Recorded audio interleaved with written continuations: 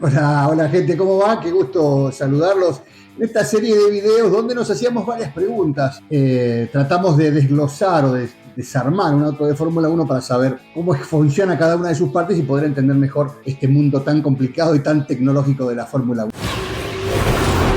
Yo les preguntaba la vez pasada si sabían qué significaba el brake by wire, el frenar por cable, o lo que significaba cuánta presión tenía que hacer un piloto de Fórmula 1 pisando el pedal de freno para que su auto frenara en la entrada de las curvas. En un auto de calle es muy sencillo el asunto porque tiene un servo asistido, que cuando usted pisa el freno, cuando ustedes pisan el freno, eso se traduce a un cilindro que envía líquido de freno a las ruedas. Esos frenos empujan unas zapatas, le decimos nosotros, unos pads que están contra el disco de freno, por lo menos adelante, y eso genera una fricción que hace que la rueda pierda movimiento rápidamente, y eso es el freno. Atrás puede ser frenos a disco también, pero hay algunos que son frenos a tambor que son un poco más simples todavía. Como el freno de mano, en la mayoría de los autos funciona todavía a cinta, como eran en el pasado. Ahora, en los años 90 lo que se implementó fue el uso del ABS. El ABS es un sistema bastante simple que tiene una parte eléctrica, esto que lo diferencia de lo que es el frenado normal de cualquier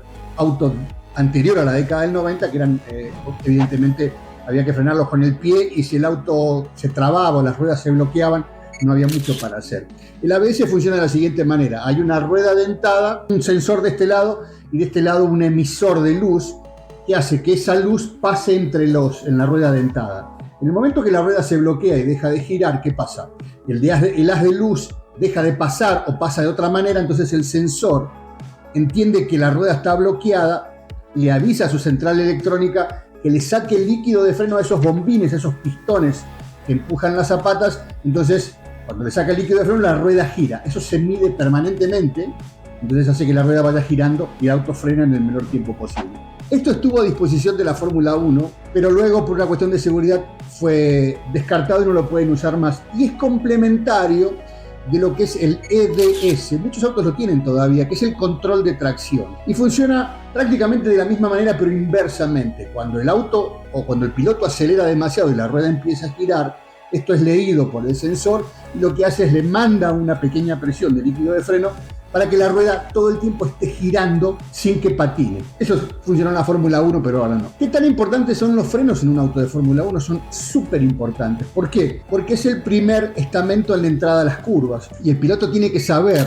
qué es lo que pasa en cada momento a la salida de la recta cuando va a entrar a la curva, y después todo el recorrido de esa curva para saber si el auto se va a comportar como él quiere o tal vez no. Y hay muchos factores que pueden impactar en este sistema de frenos.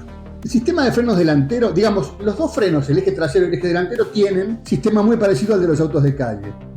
Empujan el freno, eso va a un cilindro, manda líquido de freno a la parte delantera o a la parte trasera, y funcionan esas mordazas contra el disco de freno que hace que el auto empiece a frenar. La parte delantera funciona plenamente así, eso es todo lo que tiene, pero en la parte trasera hay otras dos situaciones o otros dos sistemas que configuran lo que se llama el brake by wire. El sistema freno trasero tiene tres componentes. Uno es lo que les decía, el líquido de freno apretando los bombines la zapata contra el disco, y el auto se va frenando. Pero también tienen freno motor, como tienen los camiones, y tienen el recuperador de energía cinética. Saben ustedes que cuando el auto está andando hay un cilindro, un balancín de metal que gira a mucha velocidad. Cuando el piloto frena, se desacopla y genera un movimiento que se transforma en energía, en eléctrica, y eso va a parar a las baterías, que luego es utilizado por el piloto para tener un poco más de potencia. Entonces, el freno trasero es muy importante porque hay una combinación de esos tres. Obviamente, el equipo lo que hace es setear esos tres sistemas de frenado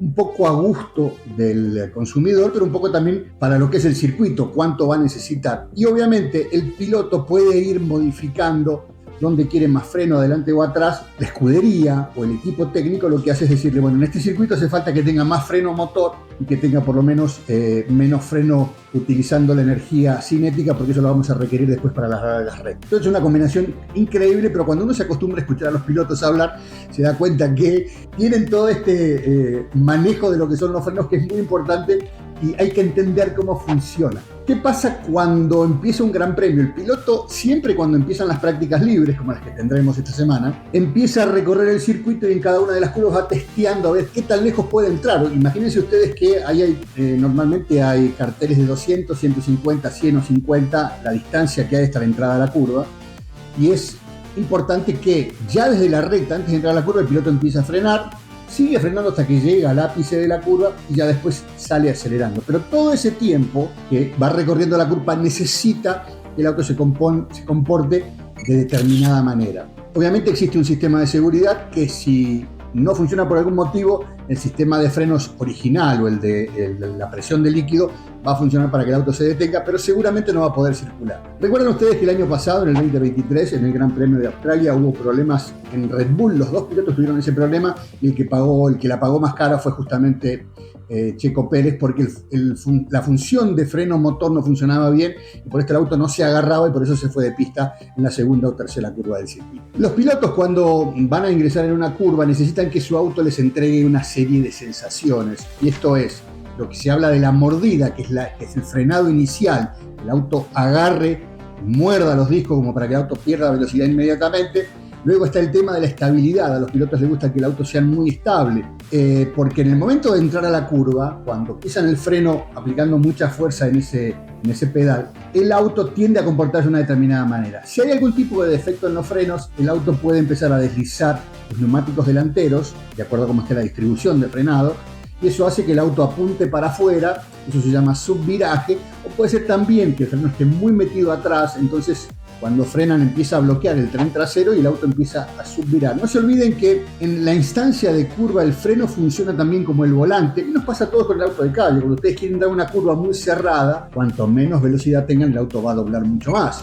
Esto ocurre mucho en la Fórmula 1, que la dirección es de muy poco ángulo. Si no me equivoco, son 12 grados lo que puede doblar las ruedas, y siempre una rueda gira más que la otra, se mueve más que la otra de acuerdo a la curva para qué lado sea. Entonces, necesita el piloto que tenga una buena mordida, una buena estabilidad y entrar a la curva lo más adentro posible. ¿Por qué?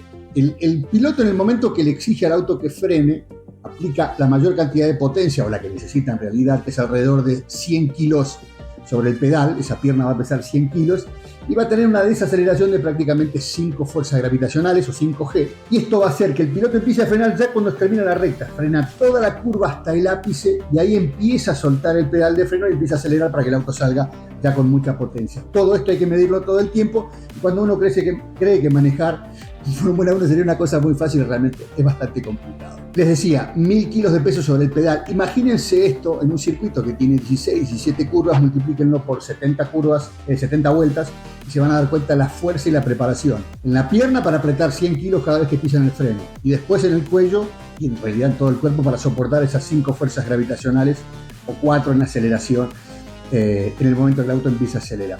Los discos de freno pueden funcionar mal por calentamiento o por estar muy fríos. Entonces el piloto también, en la previa de la carrera o durante la carrera, tiene que tratar de que la ventana de rendimiento de esos frenos esté siempre óptima. No sé si habrán visto algunas veces, creo que se ve muy bien en la televisión todavía, cuando la cámara toma el frenado de los autos, los discos de carbono se ponen al rojo vivo y luego desaparece ese color, esa luminosidad que sale de dentro de la llanta, y tiene que ver con la temperatura de alrededor de 1000 grados centígrados que levanta ese disco de freno en el momento del frenado. Ese disco tiene alrededor también de 1000 agujeritos para la disipación del calor, por eso se calientan tanto, pero enseguida se enfrían, y tienen que lograr los pilotos que se enfríe rápidamente el freno para estar disponible para la próxima curva.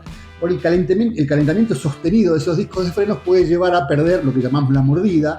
Entonces, en el momento de entrar a una curva, quieren frenar, el auto no frena y ya todo queda despatarrado y pierde muchísimo tiempo. Y es muy importante en Fórmula 1 esto de hacer la curva siempre lo mejor posible, porque es donde hacen las diferencias los autos que están muy bien armados. Los discos de freno, ustedes lo pueden ver, y hubo un problema grave cuando lo que se llama hoy Aston Martin, que era el Racing Point, le compraba la parte trasera al auto a los Mercedes. Recuerdan que compraba motor, pero también compraba suspensiones y frenos. Parece que hubo una copia de los discos de freno cuando ellos empezaron a hacer, los agentes de Racing Point de Mercedes, y tuvieron una sanción fuerte, tuvieron que pagar creo que más de $300.000. Les fue prohibido utilizar ese diseño de discos de túneles de enfriamiento, esos pequeños túneles que van mirando hacia adelante, donde entra el aire y permite que enfríen los frenos. También es muy común verlo que los autos, durante periodos donde hay circuitos con mucha zona de frenaje, como es Mónaco, tratan de sacar el auto del rebufo del que va adelante para poder ventilar un poco esos discos de frenos, para tratar de tener muy buena temperatura para que puedan funcionar en la curva siguiente. Por supuesto, ustedes saben, nosotros en los autos de calle tenemos servofreno, tenemos un servo asistido que nos permite frenar y tener más potencia de la que tenemos que aplicar, pero en Fórmula 1 eso es, el coche necesita frenar en el menor tiempo posible. Si el piloto empieza a frenar 100 metros o 50 metros antes de la curva, necesita que la desaceleración sea muy rápida para poder entrar a la curva lo más cerca posible del ápice y para poder salir muy pisado. Y otro de los factores para entender cómo funcionan los frenos tiene que ver con la carga aerodinámica. Ustedes saben que estos autos generan una carga aerodinámica tremenda. Si el auto pesa alrededor de 800 kilos, en velocidad máxima ese peso se transforma en 1.300, 1.400 kilos, quiere decir que tiene una fuerza vertical de alrededor de 600 kilos, 500 y pico de kilos. Y estos autos frenan mucho más, y cualquiera que haya manejado una consola de juegos de Fórmula 1 se dará cuenta que cuanto más fuerte viene uno en recta, más frena el auto cuando entra en la curva. Y por eso no es tan frecuente ver los bloqueos a 300 km por hora, pero sí es muy frecuente ver los bloqueos de estos autos por debajo de los 100, porque el auto en esos 150 metros hasta la entrada a la curva baja de 300 a 100, una cosa así, y ya empieza eso de doblar. Pero como el auto tiene menos carga aerodinámica, queda más livianito, entonces la presión de freno en el pedal hace que el auto empiece a bloquear, y como no tiene un sistema antibloqueo de freno, se ven esa humareda en alguna de las ruedas y esos que nosotros le llamamos churrascos, esas zonas planas que quedan por el arrastrado del neumático contra la pista. Así como les decía, es muy importante tener frenos eficientes en cada una de las curvas, cuidarlos durante toda la carrera, y como les decía también, los pilotos tienen un gran trabajo cambiando más freno adelante o freno atrás y teniendo comunicación permanente con el equipo para poder ajustar algunas cuestiones para que siempre el auto sea eficiente, porque el paso por curva determina el tiempo final de toda la vuelta. Recordarán también una carrera donde el Haas de Magnussen el año pasado, una de las carreras de los circuitos urbanos, tuvo problemas y terminó entrando en trompo y rompiendo el auto contra una pared, justamente porque había quedado con los frenos muy calientes y no pudo solucionar eso. Como siempre les digo, el agradecimiento por seguirnos en Geek Sobre Ruedas. Suscríbanse a este canal Geek Sobre Ruedas, estamos transmitiendo las carreras, narrando las carreras de Fórmula 1, también las de IndyCar. Tenemos previa cada semana que haya carrera, también tenemos, por supuesto, pruebas libres, clasificación, toda la carrera. Tenemos post los lunes hablando de lo que fue, tenemos un podcast muy interesante que tenemos los mejores ratings en Spotify, por ejemplo. Así que no duden en suscribirse, hacerse miembros si pueden, y les mando un abrazo grande. Seguimos desarmando los autos de Fórmula 1.